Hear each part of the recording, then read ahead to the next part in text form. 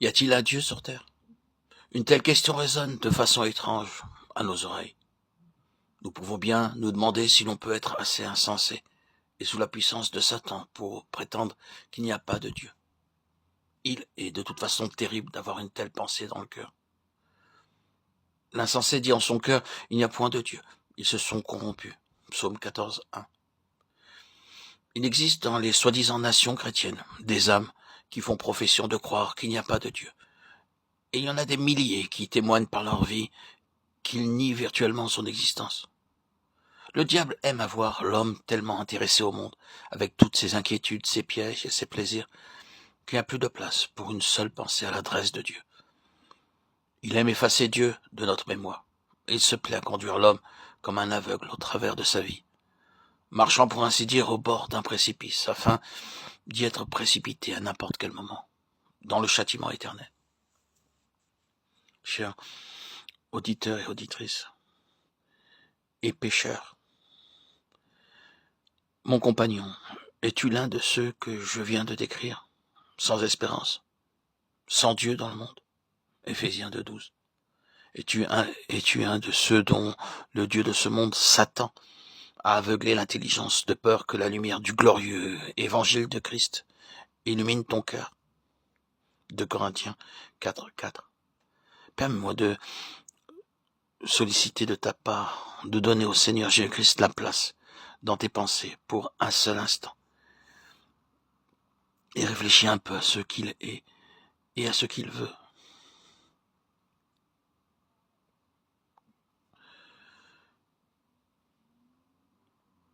C'est le sujet d'une grande joie que de te dire ce qu'il est, qui que tu sois et où que tu sois, l'homme le plus sombre ou le plus vil. Il est ton propre créateur. Toutes choses ont été faites par lui, et rien de ce qui a été fait n'a été fait sans lui. Jean 1,3. Car en lui ont été créées toutes les choses qui sont dans les cieux et sur la terre, les visibles et les invisibles, trône, dignité, domination, autorité. Tout a été fait par lui et pour lui. Colossiens 1,16. Il est le reflet de sa gloire et l'empreinte de sa personne, et il soutient toutes choses par sa parole puissante. Hébreux 1,3. Il est non seulement ton créateur, mais il est l'amour parfait pour toi. Alors que tes yeux tombent sur cette page, sur cette parole, il te regarde d'un regard d'amour parfait, attendant d'être miséricordieux, désireux et soucieux de te sauver et de te rendre pur en toutes choses, de toute souillure, de tout péché commis par toi en pensée, en parole et en acte. Lorsque tu portes tes regards sur une page de l'Évangile, une parole, un verset, un paragraphe, en ce moment même, il te regarde. Il te présente dans son amour merveilleux et dans sa grâce sublime un salut plein et parfait, t'invitant et t'exhortant à venir et à le saisir librement. Venez et plaidons, dit l'Éternel.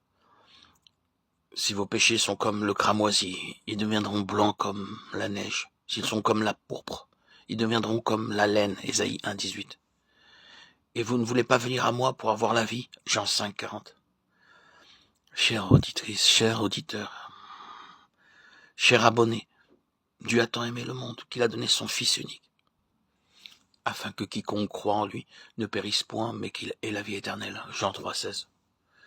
Oui, cher pécheur, le Seigneur Jésus-Christ, le Fils unique de Dieu, a souffert la mort la plus cruelle sur la croix, à ta place, afin que tu sois sauvé. Cher compagnon, le Seigneur de vie et de gloire a quitté son trône au ciel pour venir sur cette terre comme l'homme de douleur. Il a pris une forme de serviteur en devenant semblable aux hommes. Il s'est humilié lui-même, se rendant obéissant jusqu'à la mort, même jusqu'à la mort de la croix. Philippiens 2, 7, 8. Il a traversé cette humiliation et cette agonie terrible afin que tu ne souffres pas cette agonie des flammes du feu éternel de l'enfer. Jean-Baptiste, voyant le Seigneur Jésus-Christ venant à lui pour être baptisé, s'est écrié « Voici l'agneau de Dieu qui ôte le péché du monde ». Jean 1, 29. Voici celui qui est mort, le juste pour l'injuste, afin de nous mener à Dieu. Voici celui qui a brisé toute barrière érigée par tes péchés et qui a ouvert pour toi la voie afin que tu occupes la place la plus élevée dans l'univers et que tu sois avec lui sur son trône. À celui qui vaincra, je donnerai de s'asseoir avec moi sur mon trône. Apocalypse 3, 21. Cela me conduit à notre seconde pensée. Qu'est-ce que le Seigneur Jésus-Christ sera pour toi? Il sera ton juge, misérable, qui le rejette? Il a fixé un jour où il jugera le monde selon la justice par l'homme qu'il a désigné, ce dont il a donné à tous une preuve certaine en le ressuscitant des morts. Acte 17, 31. C'est une chose terrible que de tomber entre les mains du Dieu vivant. Hébreux 10, 31. Que le Seigneur sauve ton âme, précieuse et immortelle. Cher auditeur, chère auditrice, cher abonné, qu'il te conduise à te réjouir en écoutant ces paroles bénies. Crois au Seigneur Jésus-Christ et tu seras sauvé, toi et ta maison. Acte 16, 31.